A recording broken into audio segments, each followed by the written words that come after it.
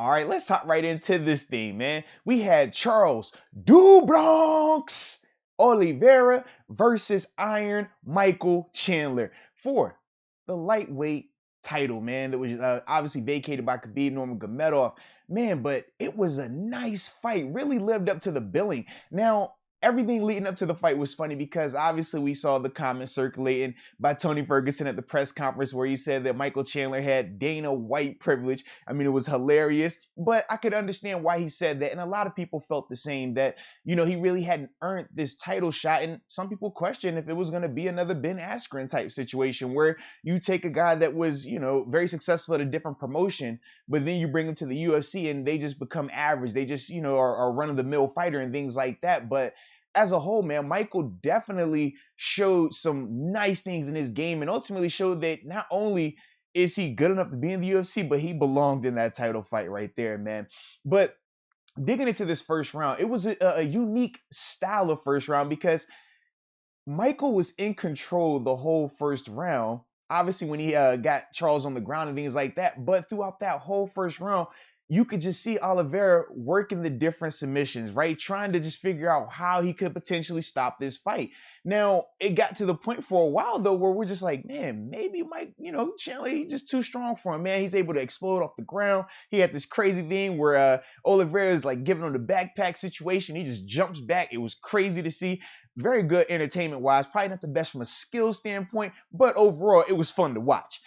But then after that, the first round ends. And you're going into the corner, you're like, man, all right.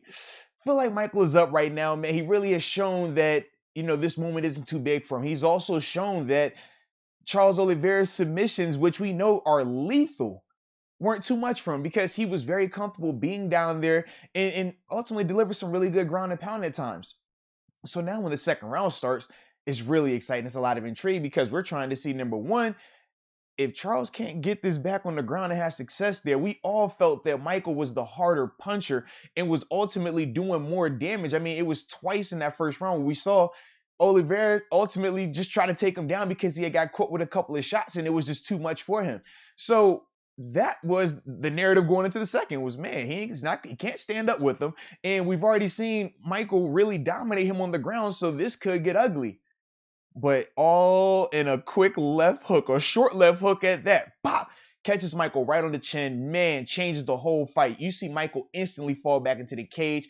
Then Charles, after that, man, just runs in there and pours on the finishing blows. It was just a crazy turn of events. And then not only did you get the just spectacular finish from a TKO standpoint, referee came in there and stopped it, but then you just see the raw emotion from Charles. That was the beautiful part for me. I don't know why I just got so excited about it. I'm not even like this big Oliveira fan, even though I do like his game a lot. It was just, man, you could just see how happy he was, how proud he was. He jumps into the crowd. He's talking to Dana, runs over there to the commentators. I mean, it was a sight to be seen. And then just the overflow of emotion once the belt got wrapped around him, man, it was really just, like I said, good to see him finally get the belt after such a long journey. But man, it was good to see him once again handle adversity because that was the big questions around Oliveira, right?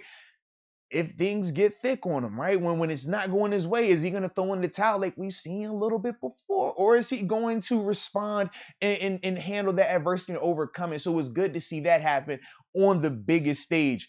But as a whole, man, I am super hyped for this division. I mean, wow. Now, obviously, we saw Tony Ferguson get beat on that same card. It's not looking too good for him going forward, but you still got Conor, you still got Poirier, you still got Gaethje. Don't forget Islam Makhachev. He's back there too. Not too many people want to test him. You got Gregor. I mean, I like this division right now. It's going to be super exciting just to see what happens next, right? Does Oliveira run it back with Chandler? Because I thought it was competitive enough early on that you can make a case for that. All right, but do you wait and just say, all right, the winner of Poirier McGregor, they get that shot, and then the loser gets to face Chandler? I like that as well. Man, where does, like I said, a guy like Islam Makhachev, who's been dominant thus far, but really hasn't had a top 5 or top 10 opponent just yet, where does he factor into these things? It's a lot going on in that division, man. Extra, extra spicy. But as a whole, man, let me know your thoughts on the fight, man, if you enjoyed it, and the card itself, man. Like I said, we saw Tony Ferguson ultimately, man, get beat badly. But it was an underrated card in some aspects, but then at other times it was a little bit boring as well. I'm not gonna lie to you. But as a whole, man, let me know what you thought about that main title fight and who you want to see him fight next. So appreciate you for tuning in, and until next time, baby, peace.